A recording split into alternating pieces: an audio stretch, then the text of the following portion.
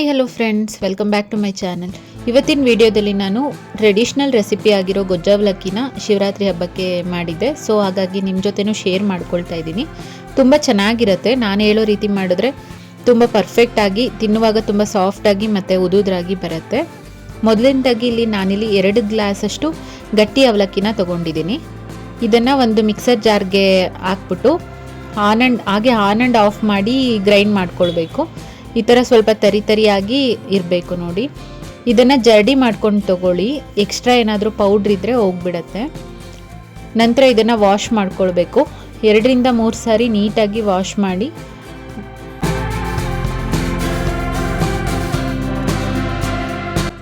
ಒಂದು ಪ್ಲೇಟ್ನ ಕ್ಲೋಸ್ ಮಾಡಿ ಎತ್ತಿಟ್ಕೊಳ್ಳಿ.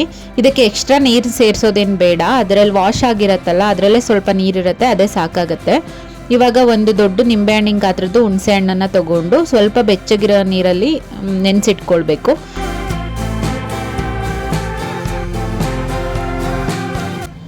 ನಂತರ ಒಂದು ಪ್ಯಾನ್ಗೆ 1 ಟೇಬಲ್ ಸ್ಪೂನಷ್ಟು ಎಳ್ಳನ್ನು ತಗೊಂಡು ಚೆನ್ನಾಗಿ ಚಟಪಟ ಅನ್ನೋ ಥರ ಫ್ರೈ ಮಾಡ್ಕೊಳ್ಬೇಕು. ಇದನ್ನು ಆಫ್ ಮಾಡಾದ್ಮೇಲೆ 2 ಸ್ಪೂನಷ್ಟು ಒಣ ಕೊಬ್ಬರಿನ ಆ್ಯಡ್ ಮಾಡಿಕೊಂಡು ಸ್ವಲ್ಪ ಮಿಕ್ಸ್ ಮಾಡ್ಕೊಳ್ಬೇಕು. ಇದೆಲ್ಲದನ್ನು ಒಂದು ಮಿಕ್ಸರ್ ಜಾರ್ಗೆ ಹಾಕಿ ತರಿಯಾಗಿ ಸ್ವಲ್ಪ ರುಬ್ಕೊಳ್ಬೇಕು ಅಷ್ಟೇ. ಇದೆಲ್ಲ ರೆಡಿ ಮಾಡ್ಕೊಳ್ಳೋ ಅಷ್ಟರಲ್ಲಿ ಅವಲಕ್ಕಿ ಚೆನ್ನಾಗಿ ನೆಂದಿರುತ್ತೆ, ನೀರೆಲ್ಲ ಅಬ್ಸರ್ವ್ ಮಾಡಿಕೊಂಡು ಉದುದ್ರಾಗಿ ಆಗಿರುತ್ತೆ. ಅದ್ರ ಜೊತೆ ಎಳ್ಳು ಮತ್ತು ಕೊಬ್ಬರಿನ ಪೌಡರ್ ಮಾಡ್ಕೊಂಡಿರೋದು, ಹುಣಸೆಹಣ್ಣ ಪ್ಯೂರಿ ಮಾಡಿ ಇಟ್ಕೊಂಡಿರೋದನ್ನು ರೆಡಿ ಮಾಡಿ ಇಟ್ಕೊಂಡು ನಂತರ ಒಂದು ಕಡಾಯಿಗೆ ಸ್ವಲ್ಪ ಆಯಿಲು ಮತ್ತು ಅರಿಶಿನ ಪುಡಿ, ಸ್ವಲ್ಪ ಉಪ್ಪನ್ನು ಹಾಕ್ಕೊಂಡು ರೆಡಿ ಮಾಡಿಟ್ಕೊಂಡಿರೋಂಥ ಹುಣಸೆಹಣ್ಣಿನ ರಸನ ಹಾಕಿ ಚೆನ್ನಾಗಿ ಕುದಿಸ್ಕೊಳ್ಬೇಕು.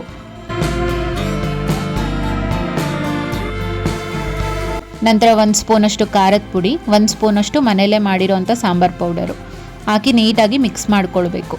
ನೀವು ಬೇಳೆ ಸಾಂಬಾರುಗಳಿಗೆಲ್ಲ ಯೂಸ್ ಮಾಡ್ತೀರಲ್ಲ, ಅಂಥ ಸಾಂಬಾರು ಪೌಡರ್ನ ಯೂಸ್ ಮಾಡ್ಕೊಳ್ಬೋದು. ಇದು ಸ್ವಲ್ಪ ಎಣ್ಣೆ ಬಿಡೋವರೆಗೂ ಕುದಿಸ್ಕೊಳ್ಬೇಕು. 1 ಸ್ಪೂನಷ್ಟು ಬೆಲ್ಲನ ಆ್ಯಡ್ ಮಾಡ್ಕೊಂಡಿದ್ದೀನಿ. ಎಣ್ಣೆ ಬಿಟ್ಟಾಗಿದೆ ನೋಡಿ. ಇವಾಗ ಅವಲಕ್ಕಿನ ಸೇರಿಸ್ಕೊಳ್ತಾ ಇದ್ದೀನಿ. ಇದನ್ನೆಲ್ಲ ನೀಟಾಗಿ ಮಿಕ್ಸ್ ಮಾಡ್ಕೊಳ್ಬೇಕು. ಈ ಥರ ಬ್ಲೆಂಡ್ ಆಗಬೇಕು ಅದು.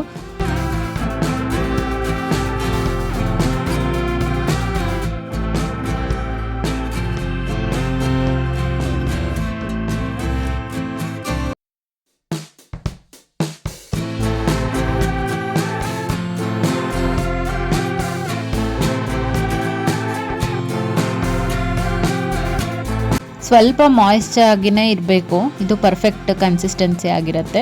ನಂತರ ಇದಕ್ಕೆ ಕೊಬ್ಬರಿ ಮತ್ತು ಎಳ್ಳನ್ನು ಗ್ರೈಂಡ್ ಮಾಡ್ಕೊಂಡಿದ್ವಲ್ಲ, ಅದನ್ನು ಸೇರಿಸ್ಕೊಂಡು ಮಿಕ್ಸ್ ಮಾಡ್ಕೊಳ್ಬೇಕು.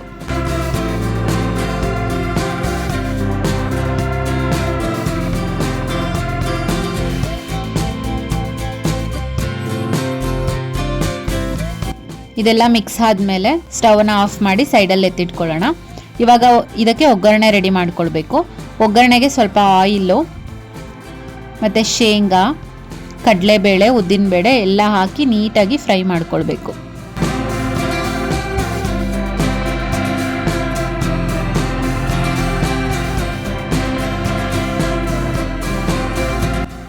ಇದೆಲ್ಲ ಫ್ರೈ ಆದ ನಂತರ ಒಂದು ಒಣಮೆಣಸಿನ್ಕಾಯಿ, ಸ್ವಲ್ಪ ಕರಿಬೇವನ್ನ ಸೇರಿಸ್ಕೊಂಡು ಫ್ರೈ ಮಾಡಿಕೊಂಡ್ರೆ ಒಗ್ಗರಣೆ ರೆಡಿ ಆಗುತ್ತೆ. ಅಷ್ಟರಲ್ಲಿ ಈ ಅವಲಕ್ಕಿ ನೀರಿನ ಅಂಶ ಎಲ್ಲ ಅಬ್ಸರ್ವ್ ಮಾಡಿಕೊಂಡು ನೋಡಿ, ಉದುದ್ರಾಗಿ ಎಷ್ಟು ಸಾಫ್ಟಾಗಿ ಆಗಿರುತ್ತೆ.